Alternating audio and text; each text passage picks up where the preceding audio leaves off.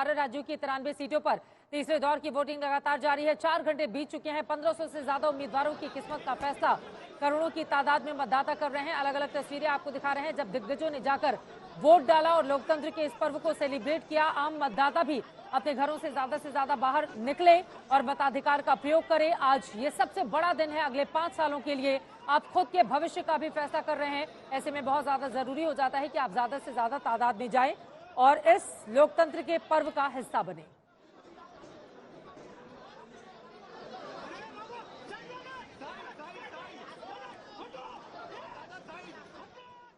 तो एक तरफ हो रहा है मतदान, दूसरी ओर लालू प्रसाद यादव दे रहे हैं बयान। इसके मतलब माने क्या समझे जाए, इसी पर अब नए सिरे से चर्चा में हम आगे बढ़ेंगे। मुद्दों की ये जो राजनीति है किसको फायदा करेगी, मुझे लग रहा है संगीत रागी जी सबसे पहले अब तो उन्होंने खुलकर समर्थन कर दिया है मुसलमानों के आरक्षण का। स्वाभाविक है कि वो सीमांचल के एरिया में चुनाव हो रहा है, कई सीटें जो है वो सीमांचल के एरिया में है, तो मुस्लिम मतदाताओं को पोलराइज करने के लिए, जो कि स्वाभाविक है कि वो उनका एक वोट बैंक भी है, तो उस मुस्लिम मतदाता के पोलराइजेशन के लिए ही लालू प्रसाद का ये बयान आया।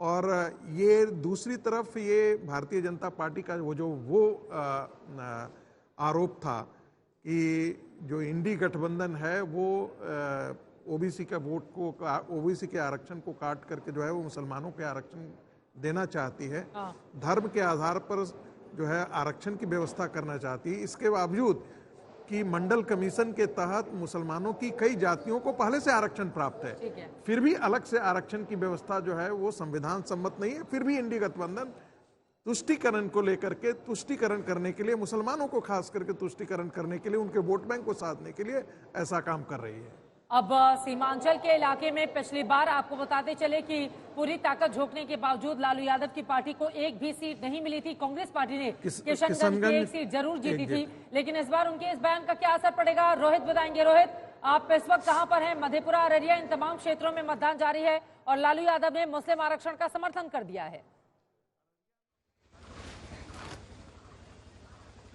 जी बिल्कुल, देखिए चित्रा, यहाँ बड़ी बात यह है कि बीच चुनाव के बीच आज जब वोटिंग हो रही है तीसरे चरण की, और सीमांचल का भी एक इलाका है अररिया जहाँ पर आज वोटिंग चल रही है, और चुनाव के बीच, मतदान के बीच जब लालू प्रसाद ने आज मुस्लिम आरक्षण का दांव खेला है और मुस्लिम आरक्षण की बात की है, तो जाहिर सी बात है अब इस पर बड़ा विवाद खड़ा होने वाला है। क्योंकि एक तो है कि अब चुनाव के बीच में इस तरीके से जो उन्होंने मुस्लिम आरक्षण, जो कि धर्म के आधार पर अगर आरक्षण की बात वो कर रहे हैं, तो इसका क्या मतलब है? क्या ये कोई बॉर्डर कोड ऑफ कंडक्ट का वायलेशन है? ये एक पहली बात हो सकती है जिस पर चर्चा हो रही है।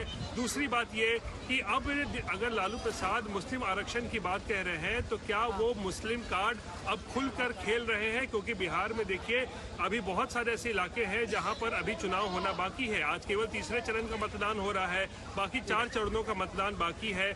ऐसे में बीजेपी जो है कई राज्यों में जहां पर मुस्लिम आरक्षण दिया है, प्रावधान है, वहां पर समाप्त करने की जब बात कह रही है, तो ऐसे में लालू प्रसाद मुस्लिम आरक्षण की वकालत कर रहे हैं और कह रहे हैं कि पूरा आरक्षण मिलना चाहिए। अब पूरे से क्या मतलब है? क्या पूरे देश में अगर 15% मुस्लिम आबादी है तकरीबन, तो क्या 15% आरक्षण की बात कर रहे हैं? तो ये समझने की बात है कि आखिर लालू प्रसाद कहना क्या चाह रहे हैं, किसमें से जाएगा, ये भी बड़ा सवाल है। मुझे लग रहा है आशुतोष जी जल्दी से एक टिप्पणी इस पर आपकी। लालू यादव का ये बयान मतदान के बीच में क्या बताता है? एक बात तो मैं संगीत की इस राय से सहमत हूं कि कहीं ना कहीं जो मुस्लिम मतदाता है उनको अपनी तरफ लाने के लिए इस तरीके का बयान दिया गया है।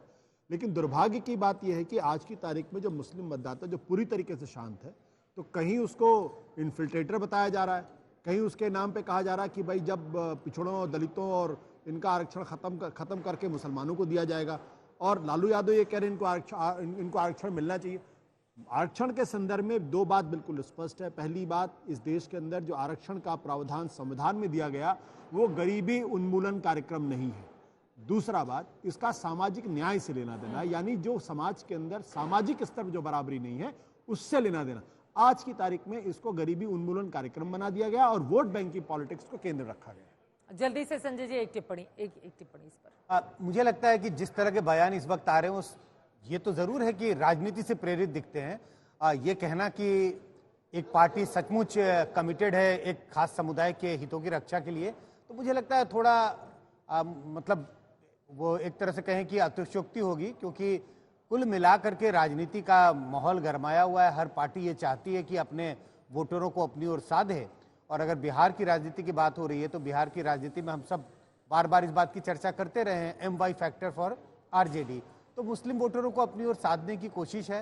अगर लालू यादव का इस तरह का बयान न भी आता तो मुस्लिम वोटर, क्योंकि बिहार की राजनीति में दो ध्रुव की लड़ाई हो रही है और इसमें मुस्लिम वोट कुल मिलाकर के RJD के पक्ष में जाता हुआ दिखाई MY समीकरण पहले से ही साधते रहे हैं और क्या उसी की धार को, क्योंकि बीते कुछ समय में ये पक्ष उनका कमजोर हुआ, इसलिए लालू यादव की ओर से ये बयान दिया गया है। इस पर मैं लौटूंगी, लेकिन जितेंद्र बहादुर हाथरस से हमारे साथ है। जितेंद्र, आपके पीछे भारी भीड़ दिख रही है। चित्रा, हाथरस में मैं इस वक्त मौजूद हूं और ये हाथरस शहर से 10 किलोमीटर की दूरी पर गांव है, वीरनगर गांव कहलाता है। और यहां आप देखिए कि 900 के आसपास वोटर इस गांव में हैं। पूरा गांव यहां पर मतदान का बहिष्कार कर रहा है। इनकी तरफ से इस तरीके का सवाल उठाया जा रहा है कि पिछले कई सालों से जो यहां पर प्रत्याशी खड़े होते हैं उनसे ये लोग बातचीत करते हैं। यहाँ गाँव की जो सड़क है वो काफी खराब है। इस वजह से इनको ये लगता है कि आज इनको मतदान नहीं करना चाहिए। इस वजह से ये सारे लोग यहाँ पर इकट्ठे हैं गांव में।